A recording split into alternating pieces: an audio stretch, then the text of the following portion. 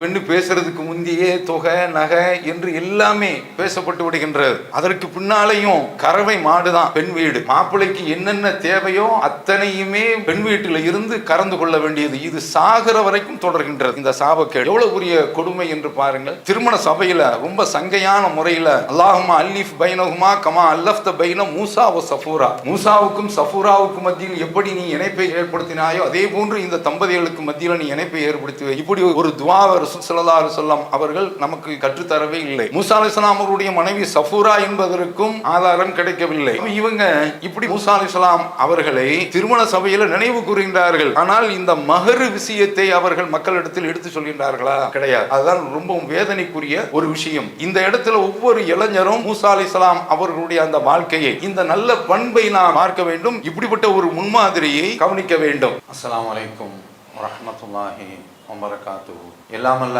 அல்லாஹ்வின் நல்லடியார்களே, அல்லாஹ்வுடைய மகத்தான கிருபையினால் புனிதமிக்க ஜும்ஆவை நிறைவேற்றுவதற்காக வேண்டி இங்கு நாம் கூடியிருக்கிறோம். இங்கு பேசப்படக்கூடிய இந்த கருத்துக்களின் பயன் நமக்கு இம்மையிலும் மறுமையிலும் பயனளிக்கத்தக்கவையாக அமைய அவனிடத்தில் பிரார்த்தித்து என்னுடைய இந்த உரையை துவங்குகின்றேன். நம்முடைய ஜமாத்தின் சார்பில் முன்மாதிரி முஸ்லிம் இளைஞர்கள் என்ற ஒரு செயல் திட்டம் அறிவிக்கப்பட்டிருக்கின்றது. இந்த செயல் திட்டத்தின் கீழ் தாவாவை முன்னெடுக்குதல், மக்களுக்கு மத்தியில் பல்வேறு சமூக பணிகளை செய்வது என்று பல்வேறு பரிமாணங்களில் இந்த திட்டம் செயல்படுத்தப்பட வேண்டும் என்று அறிவிக்கப்பட்டு அந்த பணி சென்று கொண்டிருக்கின்றது. முன்மாதிரி முஸ்லிம் இளைஞர்கள் என்று வருகின்ற போது இது முஹர்ரம் மாதம். இந்த முஹர்ரம் மாதத்தில் மிகப்பெரிய ஒரு அற்புதம் ஆஷுரா நாள் 10ஆம் நாள் நடந்தது. மூசா அலைஹிஸ்ஸலாம் அவர்கள் அந்த நாளில் இறைவனுடைய அருட்கொடையை பெற்றதுனால இறைவனுக்கு நன்றி செலுத்தக்கூடிய வகையில் நோன்பு நோற்றார்கள். அதனுடைய கால இடைவெளியை நீக்கி மூசா அலைஹிஸ்ஸலாம் அவர்களோடு நம்மை கொண்டும் சேர்க்கும் வகையில் நபி ஸல்லல்லாஹு அலைஹி வஸல்லம் அவர்களும் நோன்பு நோற்றார்கள். நாமும் நோன்பு நோற்று கொண்டிருக்கின்றோம். இந்த மூசா அலைஹிஸ்ஸலாம் அவர்கள் ஒரு இளைஞர்.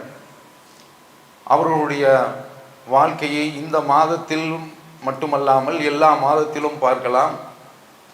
முஹர்ரம் மாதத்தில் அவர்களுடைய போராட்டம், முஹர்ரம் 10ஆம் நாள் அன்று வெற்றி கண்ட நாள், அந்த நாள் இந்த முஹர்ரத்தில் அடங்கியிருப்பதினால் அவர்களுடைய வரலாற்றை இந்த மாதத்தில் நாம் பார்ப்பது கொஞ்சம் பொருத்தமாக இருக்கும். பெரிய வரலாறு திருக்குர்ஆனில் மூசா அலைஹிஸ்ஸலாம் அவர்களை அல்லாஹ் தஆலா பல்வேறு இடங்களில் எடுத்து சொல்லி காட்டுகின்றான். அப்படிப்பட்ட மூசா அலைஹிஸ்ஸலாம் அவர்களுடைய அந்த வாழ்க்கையை, அவர்களுக்கு இறைச்செய்தி வருவதற்கு முன்னால் நாம் பார்க்கின்ற போது அவர்கள் ஃபிரௌனுடைய மாட மாளிகையில் தான் அவர்கள் வளர்ந்து வருகின்றார்கள். இந்த கட்டத்தில் அவர்கள் ஒரு தடவை வெளியே வந்து கொண்டிருக்கின்ற பொழுது இருவருக்கு மத்தியில் சண்டை நடந்து கொண்டிருக்கின்றது. அதில் ஒருவன் உயர்குலத்தை சார்ந்தவன், இன்னொருவர் மூசா அலைஹிஸ்ஸலாம் அவருடைய சமூகத்தை சார்ந்தவன். பாதிக்கப்படக்கூடிய இவன் மூசா அலைஹிஸ்ஸலாம் அவர்களை உதவிக்காக வேண்டி அழைக்கின்ற பொழுது அதில் பஞ்சாயத்திற்காக வேண்டி அவர்கள் ஈடுபடுகின்றார்கள். ஈடுபடக்கூடிய அந்த சந்தர்ப்பத்தில் அவன் மீது ஒரு குத்து விடுகின்றார்கள். ஃபவக்கஸ மூசா ஃபகலா அலை, மூசா அலைஹிஸ்ஸலாம் அவர்கள் அவன் மீது குத்து விடுகின்றார்கள்.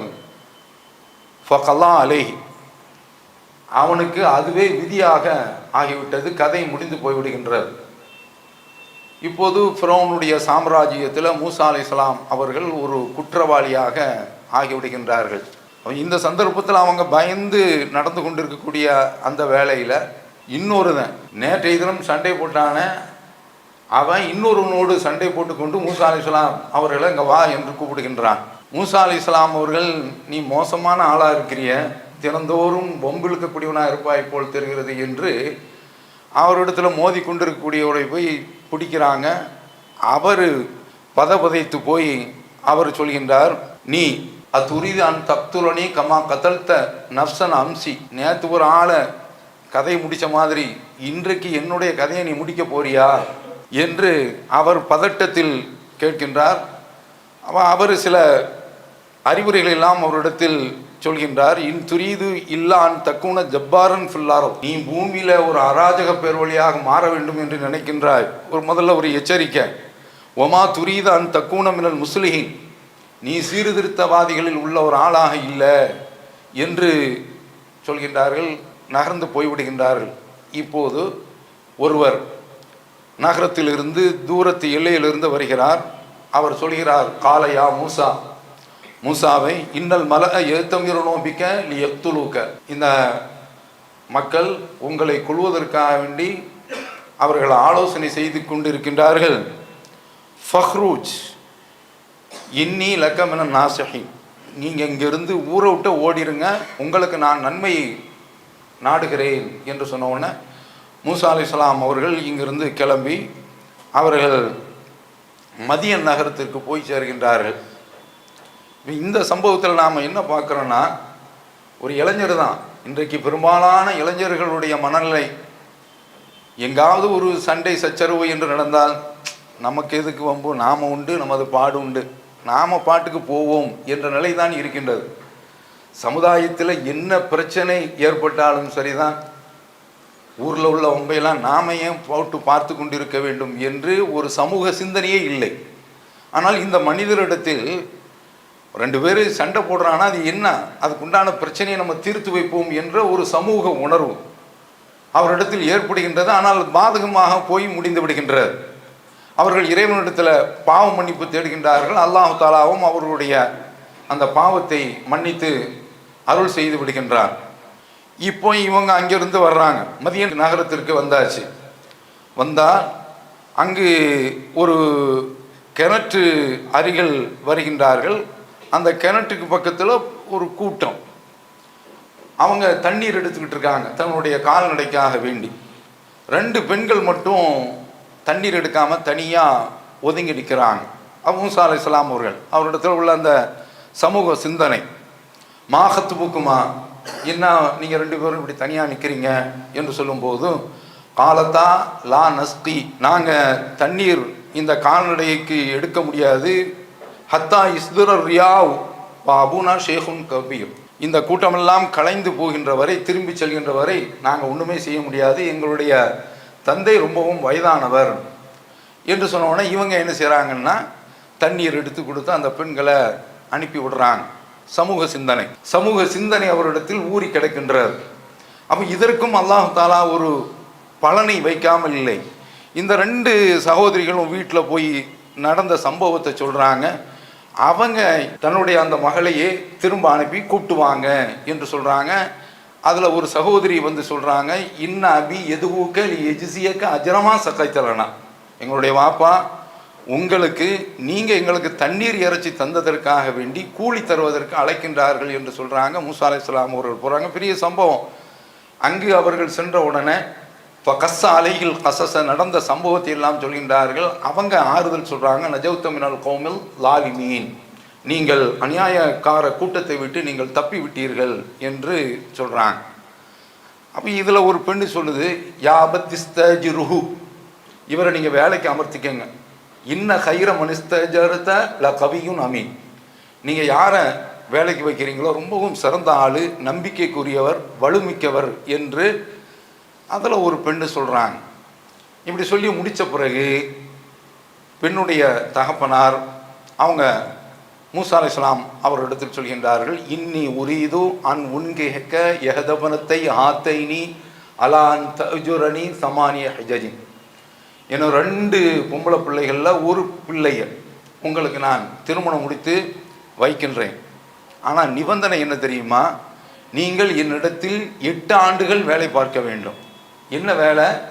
அன்றைக்கு எல்லா நபிமார்களும் செய்த வேலை. ரசூல் ஸல்லல்லாஹு அலைஹி வஸல்லம் அவர்கள் சொல்வது போன்று எல்லா நபிமார்களும் ஆடு மேய்த்திருக்கின்றார்கள், நானும் ஆடு மேய்த்திருக்கிறேன் என்று குறிப்பிடுகின்றார்களே, அந்த தொழில்தான். அப்போ நான் உங்களிடத்தில் இந்த உடன்படிக்கை செய்கின்றேன், நீங்கள் இங்கு 8 வருடம் வேலை பார்க்க வேண்டும், அதாவது மகராக நீங்கள் அந்த உழைப்பை எனக்கு கூலியாக தர வேண்டும் என்று சொல்கின்றார்கள். ஃபைன் அத்துமம் த அஷர, 10ஆக நீங்கள் முழுமைப்படுத்தினீர்கள் என்றால் ஃபமின் இந்திக், அது உங்களுடைய விருப்பத்தை பொறுத்தது என்று சொல்கிறாங்க. மூசா அலைஹிஸ்ஸலாம் அவர்கள் சொல்கிறாங்க, ஐயமல் அஜலைன்னு கல்லைத்து ஃபலா உதுவான அலைய. 2 நிபந்தனைகள், 2 ஒப்பந்தங்களை நாம் பேசியிருக்கின்றோம். 8 ஆண்டு காலம் ஒன்று, இன்னொன்று 10 ஆண்டு காலம். இந்த 2 தவணை முறைகளில் எதை நிறைவேற்றினாலும் ஃபலா உதுவான அலைய, என் மீது தப்பு கிடையாது என்று சொல்லி திருமணம் நடக்கின்றது. 8 ஆண்டு காலம் உழைப்பை அவர்கள் மகராக செலுத்துகின்றார்கள். நாம் அங்க என்ன பார்க்கின்றோம் என்று சொன்னால், ஒரு இளைஞராக இருக்கக்கூடியவர் திருமணம் முடிக்கின்றார்கள். அதற்காக வேண்டி மகர். இன்றைக்கு என்ன என்று பார்த்தால், இப்படி ஒரு மாமனார் மருமகன்கிட்ட பேச முடியுமா? நடக்குமா இன்றைக்கு? அதாவது பெண்ணு பேசுறதுக்கு முந்தையே தொகை நகை என்று எல்லாமே பேசப்பட்டு விடுகின்றது. அதற்கு பின்னாலேயும் கறவை மாடுதான் பெண் வீடு. மாப்பிள்ளைக்கு என்னென்ன தேவையோ அத்தனையுமே பெண் வீட்டில் இருந்து கறந்து கொள்ள வேண்டியது. இது சாகிற வரைக்கும் தொடர்கின்றது இந்த சாபக்கேடு.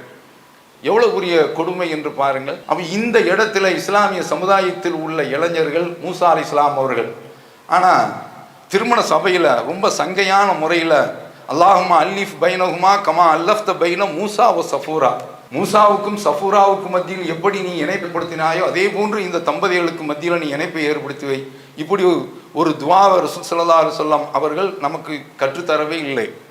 மூசா அலைஹிஸ்ஸலாம் அவருடைய மனைவி சஃபூரா என்பதற்கும் ஆதாரம் கிடைக்கவில்லை. அப்போ இவங்க இப்படிப்பட்ட ஒரு அளவில் மூசா அலைஹிஸ்ஸலாம் அவர்களை திருமண சபையில் நினைவு கூறுகின்றார்கள். ஆனால் இந்த மஹர் விஷயத்தை அவர்கள் மக்களிடத்தில் எடுத்து சொல்கின்றார்களா? கிடையாது. அதுதான் ரொம்பவும் வேதனைக்குரிய ஒரு விஷயம். இந்த இடத்துல ஒவ்வொரு இளைஞரும் மூசா அலைஹிஸ்ஸலாம் அவர்களுடைய அந்த வாழ்க்கையை, இது அவர்கள் இறை தூது செய்தியை பெறுவதற்கு முன்னால் இருந்தாலும் அவர்களிடத்தில் இந்த நல்ல பண்பை நாம் கவனிக்க வேண்டும். நாம இப்படிப்பட்ட ஒரு முன்மாதிரியை பார்க்க வேண்டும். இப்படி மகர் கொடுப்பது என்பது நபிமார்களுடைய வழிமுறையில் இருந்தது. அதனால தான் அறியாமை காலத்து அரபிகள் என்று சொல்லக்கூடிய அந்த அரபகத்து மக்களிடத்திலேயும் அபுஜஹில், உத்துபா, ஷைபா போன்றவர்களிடத்திலையும் மகர் கொடுக்கக்கூடிய ஒரு பழக்கம் அரபகத்திலே இருந்தது. அப்போ அந்த மகர் கொடுக்கக்கூடிய அந்த பண்பு இன்றைக்கு இஸ்லாமிய சமுதாயத்தில் இருக்கின்றதா? இவங்க எவ்வளவு பெரிய ஒரு நல்ல ஒரு பண்பாளராக மாண்பாளராக இந்த வேலையெல்லாம் முடித்துவிட்டு ஃபலம்மா கலா மூசல் அஜல, மூசா அலைஹிஸ்ஸலாம் அவர்கள் இந்த தவணையை முடித்துவிட்டு அங்கிருந்து திரும்ப வரும்பொழுதுதான் அல்லாஹ் தஆலா அவர்களை இறை தூதராக ஆக்குகின்றான். அதற்கடுத்து அவருடைய சமூக பணி தொடர்கின்றது. நீங்க ஃபிரௌனிடத்தில் செல்லுங்கள், பிரச்சாரம் செய்யுங்கள் என்று ஏகத்துவ பணி. ஃபிரௌனிடத்தில் போங்கள் என்று அல்லாஹ் தஆலா உத்தரவு போடுறான். அவர்கள் யதீகு சத்ரி வலா யன்தலிகு லிசானி, நெஞ்சமெல்லாம் படபடக்கின்றது, நெருக்கடிக்குள்ளாகின்றது, என்னுடைய நாவு பேச வராது, என்னால் முடியாது. கல்லா, இந்த பேச்சுங்களை பேசக்கூடாது, போங்க ஃபதுஹபா. நீங்கள் 2 பேரும் கூட ஹாரூன் அலைஹிஸ்ஸலாம் அவர்களையும் இறை தூதராக ஆக்கி என்று கேட்டார்கள். அதே போன்று அல்லாஹ் தஆலா உடனே அவர்களுக்கு இறை தூதருடைய அந்த பதவியை கொடுத்து 2 பேரையும் போக சொல்கின்றான். அந்த போராட்டம் நீண்ட காலமாக தொடர்கின்றது.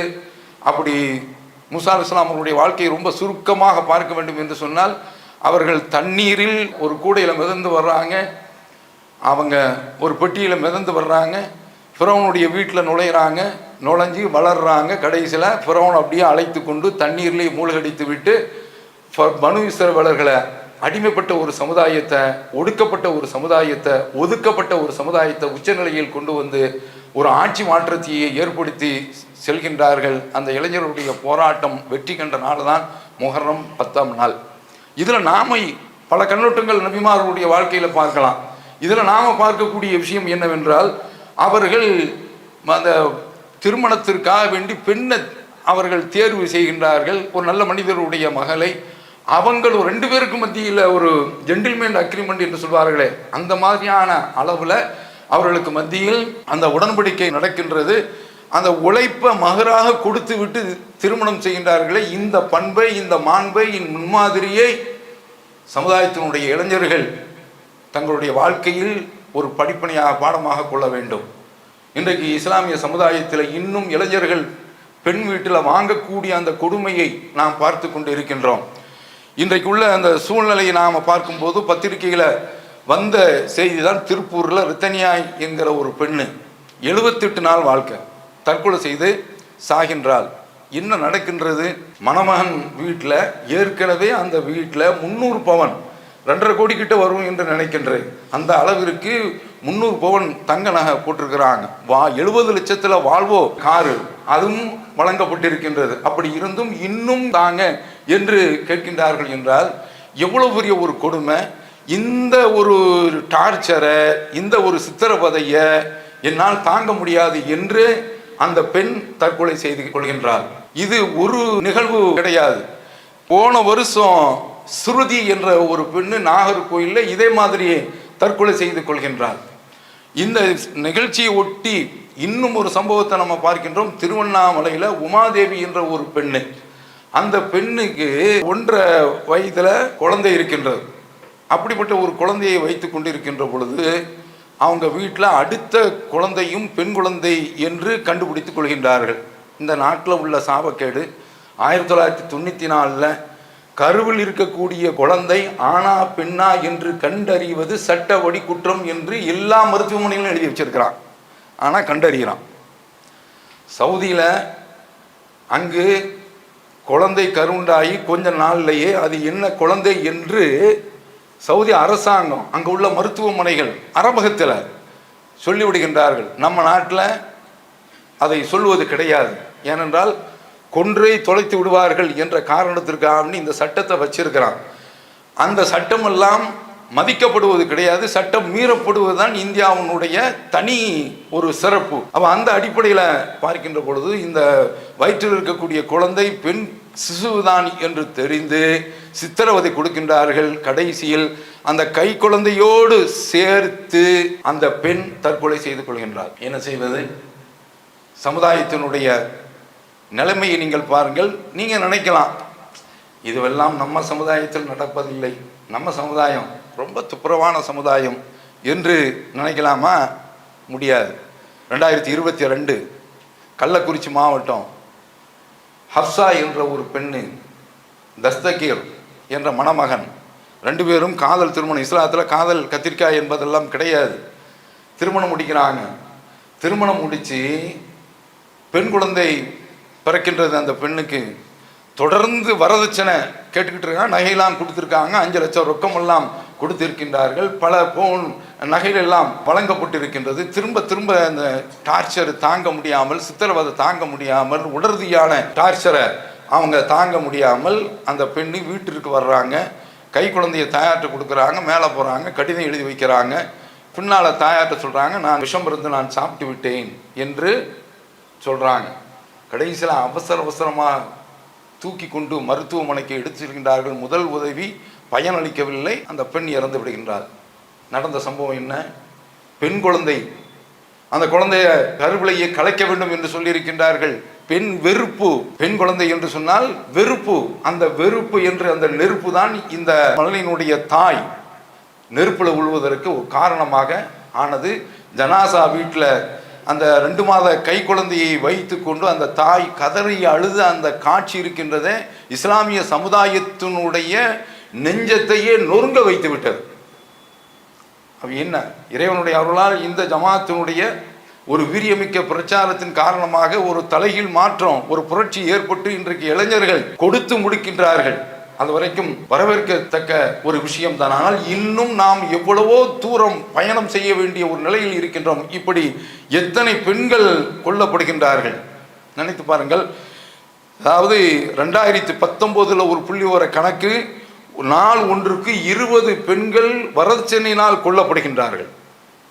அதே போல 2020 ஒரு கணக்கு, 2020 மட்டும் ஓர் ஆண்டில் 6966 பெண்கள் வரதட்சணையினால் கொல்லப்பட்டிருக்கின்றார்கள். அதுபோன்று 2001 இருந்து 2012 வரைக்கும் 91,220 பெண்கள் கொல்லப்பட்டிருக்கின்றார்கள் வரதட்சணை கொடுமையின் காரணமாக. என்ன செய்வீங்க? நம்ம பிரதம அமைச்சர் பெண் குழந்தைங்களை படிக்க வைங்க, பெண் குழந்தைங்களை வாழ வைங்க, இவர் நிறைய பேசுவார். அதெல்லாம் நடக்கிற காரியம் கிடையாது. அப்போ இப்படிப்பட்ட ஒரு கொடுமை ஏன் நடக்கின்றது? அதுதான் வேதனைக்குரிய ஒரு விஷயமாக இருக்கின்றது. எந்த அளவிற்கு என்று சொன்னால் 2007 இருந்து 2014 வரைக்கும் யூனிசெஃப் ஒரு அறிக்கையை வெளியிடுகின்றது. 1991 மக்கள் தொகை கணக்கு எடுப்போம். அந்த கணக்கெடுப்பில் 1000 ஆண்களுக்கு 945 பெண்கள், அதே போன்று 2001 ஒரு கணக்கு எடுக்கிறான், 1000 ஆண்கள் 927 பெண்கள்.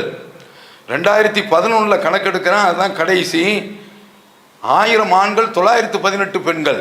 அப்போ பெண்களுடைய சதவிகிதம் குறைந்து கொண்டே வருகின்றது. அதாவது பெண்கள் அழிவில் சென்று கொண்டு இருக்கின்றார்கள். அவ ஏன் அழிக்கப்படுறாங்க, காரணம் என்ன எழுதுறான், பெண் குழந்தைகள் என்று சொன்னாலே அது வெறுப்பிற்குரிய ஒரு குழந்தை என்ற அளவில் தான் பார்க்கப்படுகின்றது. ஐநாவிலிருந்து ஒரு அறிக்கை கொடுக்குறான், இந்தியாவில் அதிகமான அளவில் பெண் குழந்தைகள் 4,60,00,000 பெண்கள் உலகத்தில் அழிக்கப்பட்டிருக்காங்க. கருவிலேயே, சிசுவிலேயே அழிக்கப்படுறாங்க அல்லது பிறந்த பிறகு அழிக்கப்படுறாங்க.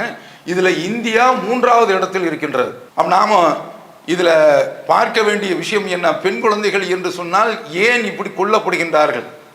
அன்றைக்கு அரபகத்தில் அந்த நிலை தான் இருந்தது. இறை தூதர் அதை மாற்றினாங்க. அன்றைக்கும் தௌஹீது சிந்தனை தான் மாற்ற வைத்தது. ஸைத் இப்னு அம்ர் இப்னு நுஃபைல் அவர்கள் ரசூலுல்லாஹ் வருவதற்கு முன்னாலேயே இப்ராஹிம் இஸ்லாம் அவருடைய மார்க்கத்தை கடைபிடித்தவர்கள். அவங்க சொல்லுவாங்க மக்களை பார்த்து, மா மின்கும் அலா தீனி இப்ராஹிம கைரி, உங்களில் எவனும் இப்ராஹிம் இஸ்லாம் மார்க்கத்தில் கிடையாதுரா என்ன தவிர்த்து. அந்த மனிதனிடத்தில் ஒரு அரும்பிய ததும்பிய ஒரு நற்குணம் என்ன தெரியுமா, யாராவது ஒருத்தன் பெண் குழந்தையை சாகடிக்க போகின்றான் என்று தெரிந்தால் உடனேவே அந்த பெண் குழந்தையை வாங்கி கொண்டு அவர் வளர்ப்பார். வளர்த்த பிறகு திரும்ப அவனிடத்தில் ஒப்படைச்சு, இப்போதும் ஒன்றும் குடிமூழ்கி போகவில்லை, உன்னால் முடிந்தால் பார்த்துக்கோ, அப்படி இல்லை என்றால் பிள்ளைக்கு செலவு வேண்டும் என்று சொன்னால் அதற்கு நான் செலவுக்கும் நான் பணம் தருகிறேன் என்று சொல்லக்கூடிய அளவில் இருந்தார் என்று சொன்னால், அப்போ இந்த தௌஹீது சிந்தனை தான் அதற்கு ஒரு மாற்று பரிகாரம் என்பதை இதிலிருந்து நாம் பார்க்க முடிகின்றது. இப்படி பெண் குழந்தைகளை கொள்ளலாமா? என்னங்க, ரசூல் ஸல்லல்லாஹு அலைஹி வஸல்லம் அவர்கள் சொல்கிறாங்க, அல்லாஹ் தஆலா அன்பை ரஹ்மத்தை 100 பங்காக வைத்து அதில் 99 தன்னுடைய கைவசத்தில் வைத்து கொண்டான். மறுமைக்காக வேண்டி ஒத்தி வச்சிருக்கிறான். ஒன்றை தான் உலகத்தில் உள்ள மனிதர்கள் என்னென்ன உயிர் வாழும் இனங்கள் இருக்கின்றனோ அத்தனைக்கும் பங்கீடு செய்திருக்கிறான். அதில் உள்ளதுதான் குதிரை. அது போடக்கூடிய குட்டிகள் மீது தன்னுடைய கால் குழம்பு பட்டுவிடக்கூடாது என்று மேலே உயர்த்துகின்றதே அந்த அருள்கொடை தான். அப்போ இப்படிப்பட்ட ஒரு அருள்கொடையை பெற்றிருக்க வேண்டிய மற்ற மனிதன் அல்லாத உயிரினங்கள், பிறக்கக்கூடிய குழந்தைகள் ஆனா பெண்ணா என்று பாகுபாடு பார்க்கறது கிடையாது. ஆனால் மனித இனம் பாகுபாடு பார்க்கின்றது எவ்வளவு பெரிய கொடுமை. பிறந்த பிள்ளை அப்படியே தூக்கி கொண்டு போய் குப்பை தொட்டியில் வீசுறாங்கன்னா அதுக்கு மாற்று பரிகாரமாக தொட்டில் குழந்தை என்ற ஒரு திட்டம் கொண்டு வரப்பட்டது. எவ்வளவு பெரிய ஒரு கொடுமை. அவை இதற்கு கொண்டு செல்லக்கூடியது எது? இந்த வரதட்சணை என்பது. அதனாலதான் அல்லாஹ் குர்ஆன் சொல்கின்றான், ஒய்தல் மஊதத்து சுயிலத் பிஐதன் மின் குத்திலத், இந்த சின்னஞ்சிறு சிசு எதற்காக வேண்டி கொல்லப்பட்டது என்று நாளைக்கு மறுமையில் விசாரிக்கப்படும். இந்த வளையத்துக்குள்ள, இந்த விசாரணை வட்டத்துக்குள்ள எவன் முஸ்லிமா இருந்தாலும் சரி, எவனா இருந்தாலும் சரிதான் இந்த பெண் குழந்தைகள் கொள்வதற்கு வரதட்சணை வாங்கியிருந்தால், இதில் ஆலிம்சாக்களும் போய் ஃபாத்தியா சொல்லி இருந்தால் எல்லாரும் சேர்ந்து நாளைக்கு மறுமையில பதில் சொல்லாமல் சொர்க்கத்திற்கு செல்ல முடியாது. இன்ஃப்ளேமில் ஆர்டிகல்ஸ் இதுவெல்லாம் ட்ரெயினில் எடுத்து செல்லக்கூடாது, எளிதில் தீப்பற்றக்கூடிய பொருட்களை ட்ரெயினில் எடுத்து செல்லக்கூடாது என்று எழுதி வச்சிருக்கிறான். ஏன்? அதுவெல்லாம் கேஸ் போன்றது, சிலிண்டர், இதையெல்லாம் கொண்டு சென்றால் என்ன ஆகிடும்? வெடி மருந்துகள், வெடிப்பொருட்களை எல்லாம் எடுத்து சென்றால் என்ன ஆகும்? வெடித்து சிதறினால் மொத்த ட்ரெயின் உழுந்து விட்டு எரியும், மனிதன் சிதந்து போய் விடுவான். இப்படியெல்லாம் பார்க்கக்கூடியவர்கள் இந்த சிசு கொல்லப்படுறதுக்கு காரணம் என்ன? வரதட்சணைங்கிற அந்த ஒரு கொடுமைப்பா, அதை விட்டு விலகு. யார் விலகுறாங்க?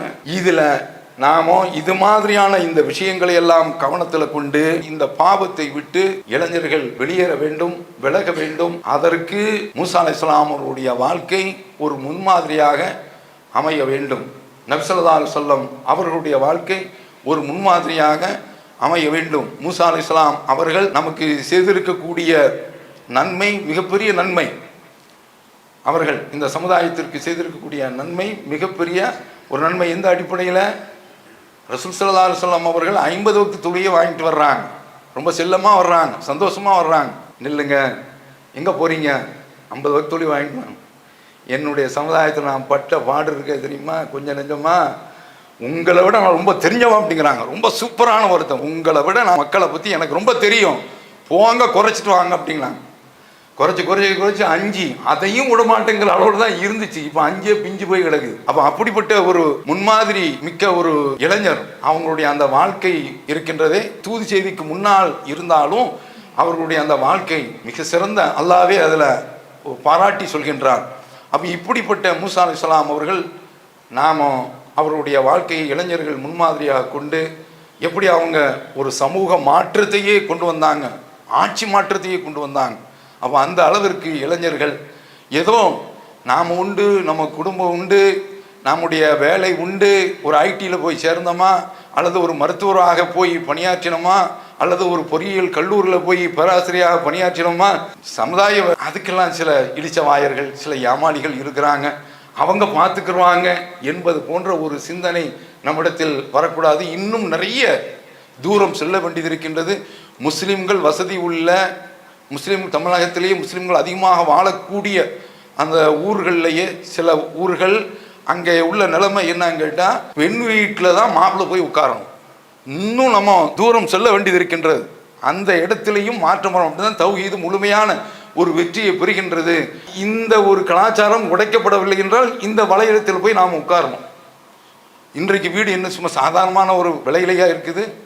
கிடையாது. 1 கோடிங்கிறான், 1.5 கோடிங்கிறான், நெருங்கவே முடியல. அப்போ அதெல்லாம் இதிலெல்லாம் கவனத்தில் வைத்து முன்மாதிரி முஸ்லீம் இளைஞராக, அப்போ வயதானவர்கள்லாம் நம்ம எக்கேடு கிட்டு போகலாம் அப்படிங்கிறது கிடையாது. அவர்களுக்கும் மூசா அலைஹிஸ்ஸலாம் அவர்களுடைய வாழ்க்கையில படிப்பனை இருக்கிறது என்று கூறி நிறைவு செய்கிறேன். வாஹிரு தவானா அல்ஹம்துலில்லாஹி ரப்பில் ஆலமீன். அல்லாஹு அக்பர், அல்லாஹு அக்பர்.